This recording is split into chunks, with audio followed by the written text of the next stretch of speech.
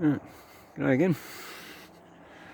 Okay, it's another video about my driving lights. This is the Mark II, or the second version. And they sort of, I know, doesn't look much different to the first version.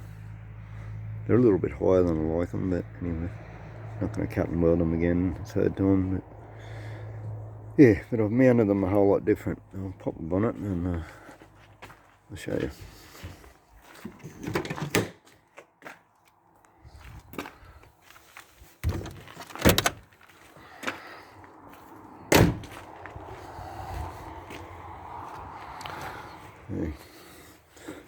Yeah.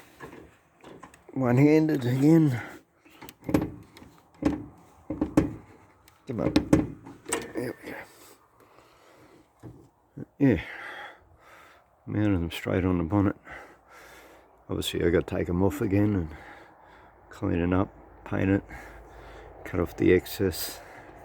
So I didn't know how long to cut it or where to drill the holes without actually mounting it on the car.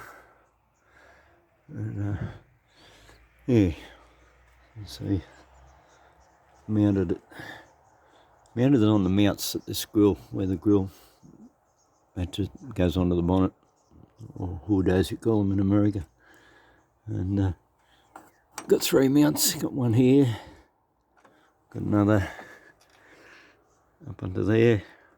These both go into the steel of the bonnet, and I've got another one run through the plastic. I'll put a nut on that one and put it back when I finish it.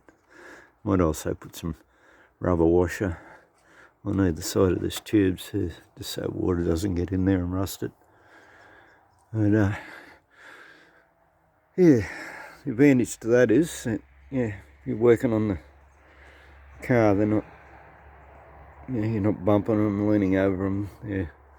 Yeah, up there out of the way. So yeah, the disadvantage too is that, yeah, I've got a whole lot of wire. I've had to run the wire right down through the bonnet.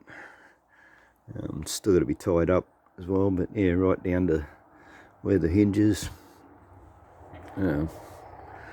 Because I sort of taper these up and tie them up and make them look a little bit more decent. Yeah, put them on 20 amp fuse. Reason being, and this wire's probably overkill, but yeah, not knowing how much power it's going to draw, I just want to make sure that, yeah, it runs straight to the positive terminal on the battery. Same as the earth for the lights itself and for the relay comes down here, runs straight off the battery as well.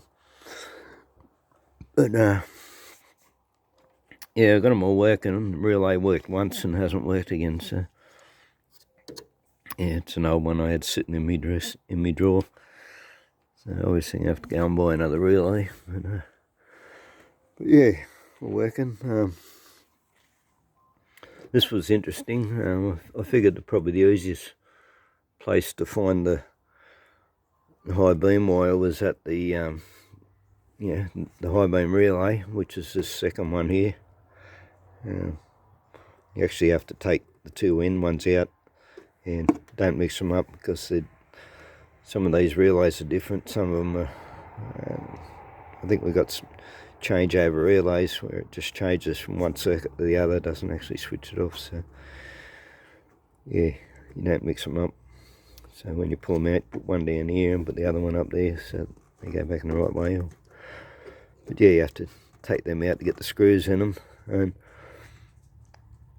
yeah, I looked up on the wiring diagram, and then there was a green and red wire and a green and orange, and first I ran it off the green and orange, but yeah, it didn't work, and that was the thin wire, which I thought must be the activator from the switch, but that must be the earth for the relay. So yeah, I had to reposition that off the thicker green and red.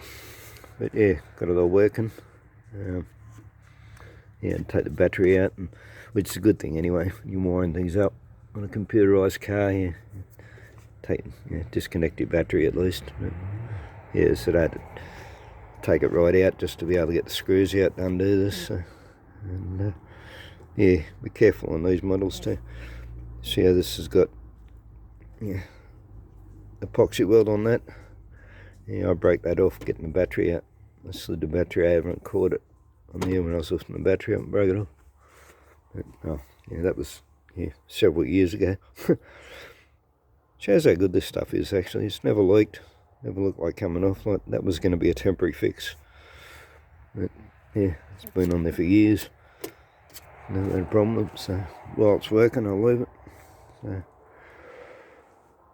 but, yeah, well, I think that's about it. All there is to show. So yeah, I do things like this a lot, you know. Well, not a lot, but I do it occasionally. You know, I'll make something, completely finish it, and then decide that I don't like it. So yeah, not that completely happy with it anyway, as it is. But yeah, I think they could be a little bit lower, but yeah, I'd like them further back, but I can't. But yeah, anyway, not put on there for looks.